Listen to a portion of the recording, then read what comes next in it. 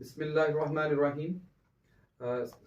آپ میرا channel talk with عامر دیکھ رہے ہیں، تو موقع کی مناسبت کے حساب سے جو آج مولانا صاحب کو میں نے دعوت دی ہے، سب سے پہلے میں ان کا تعارف آپ کو کراتا چلوں۔ ہمارے یہاں ساہیوال میں دارالعلوم ایک بہت اعلیٰ مقام اور اعلیٰ خطوط پر استوار ایک ادارہ ہے۔ مفتی ذکاء اللہ صاحب ان کے ڈائریکٹر ہیں، ان کے صاحبزادے مولانا محمد حذیفہ صاحب کو میں نے دعوت دی ہے۔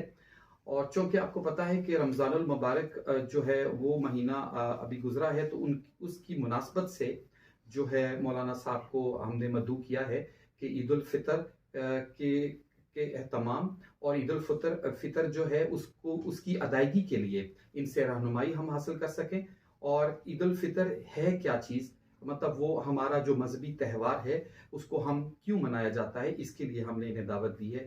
تو سب سے پہلے مولانا صاحب میں آپ کا شکریہ ادا کرتا ہوں۔ تو میں اپنی جو ہے اس کا گفتگو کا آغاز کرتے ہوئے آپ سے پوچھنا چاہ رہا ہوں تاکہ میرے ناظرین کو پتہ چلے کہ عید الفطر کیا چیز ہے، اس موقع کے مناسبت کے حساب سے ذرا ناظرین کو گائیڈ کیجیے گا۔ جی، بسم اللہ الرحمن الرحیم۔ سب سے پہلے تو میں آپ کا شکریہ ادا کرتا ہوں کہ آپ نے اس کو ضرورت سمجھا کہ لوگوں کی اپنے چینل پہ یہ دینی رہنمائی بھی ہونی چاہیے، اور یہ بے حد ضروری ہے۔ ٹھیک ہے، یہ جو ہمیں اسلام نے جو خوشیاں ہمیں دی ہیں تو ان کو اسلامی طریقے سے منانا چاہیے، تو اس کی ضرورت محسوس کی ہے آپ نے۔ اللہ تعالیٰ آپ کو جزائے خیر دے۔ تو عید الفطر کیا ہے، اگر اس پہ بات کی جائے تو حدیث میں آتا ہے للصائم فرحتان، یعنی روزہ دار کے لیے دو خوشیاں ہیں۔ اس میں ایک خوشی افطار کی خوشی ہے، یعنی روزہ دار جب سارا دن روزہ رکھتا ہے اور شام کے وقت جب وہ افطاری کرتا ہے تو آپ کیونکہ روزہ رکھتے ہیں تو آپ اس بات کو تسلیم کریں گے کہ اس وقت ایک خوشی محسوس ہوتی ہے۔ حالانکہ جو کھانے اس وقت دسترخوان پہ موجود ہوتے ہیں ہم پورا سال کھاتے ہیں، لیکن دوسرے دنوں میں وہ خوشی آپ کو محسوس نہیں ہوتی جو افطاری کے وقت آپ محسوس کرتے ہیں، کیونکہ اس کا وعدہ اللہ نے کیا ہے۔ تو اللہ تعالیٰ اپنا وعدہ پورا کرتے ہیں اور اللہ تعالیٰ روزہ دار کے دل میں وہ خوشی ڈال دیتے ہیں۔ بالکل۔ اب جو افطاری ہے یہ دو طرح کی ہے، ایک افطار اصغر ہے، ایک افطار اکبر ہے۔ افطار اصغر آپ اس کو یہ کہیں کہ جو ہم روزانہ روزہ رکھتے ہیں اور شام میں افطار کرتے ہیں، اور افطار اکبر جب ہم پورا مہینہ روزہ رکھتے ہیں، اللہ تعالیٰ کے لیے پیاسے رہتے ہیں، اللہ تعالیٰ کے لیے بھوک برداشت کرتے ہیں، سارا دن جو ہے وہ اس گرمی کی حالت میں بھی ہم پانی کے قریب نہیں جاتے، تو اس سب کے بعد اللہ تعالیٰ افطار اکبر یعنی بڑی خوشی دیتے ہیں ہمیں، اور اس کو عید الفطر کا نام دیا جاتا ہے۔ بالکل ٹھیک ہو گیا۔ اچھا، بہت سے ہمارے ناظرین ہیں، دوست احباب ہیں جو ہم سے یہ پوچھتے ہیں کہ عید الفطر کی ادائیگی کا کیا طریقہ ہے، اس کی نیت کس طرح کی جاتی ہے، اور اسلامی نقطہ نگاہ سے اس کو ادا کیسے کیا جاتا ہے، تو اس سلسلے میں ہماری رہنمائی فرمائیے گا۔ دیکھیں، نماز کی ادائیگی سے پہلے ہم یہ دیکھیں گے کہ اس کی پریپریشن کیا ہے، اس کی تیاری کیا ہے۔ سب سے پہلے تو ضروری ہے کہ ہم کیونکہ ایک ایسی ادائیگی کے لیے جا رہے ہیں جو ہمارا ایک اسلامی رکن ہے، ہماری ایک اسلام نے ہمیں خوشی دی ہے، تو ہمیں چاہیے کہ ہم وہ مسنون طریقے سے اس کی تیاری کریں۔ اس کو دوسرے الفاظ میں یہ کہیں گے کہ جو رسول اللہ کا جو انداز تھا اس انداز میں تیار ہو کے ہم عید کے لیے جائیں۔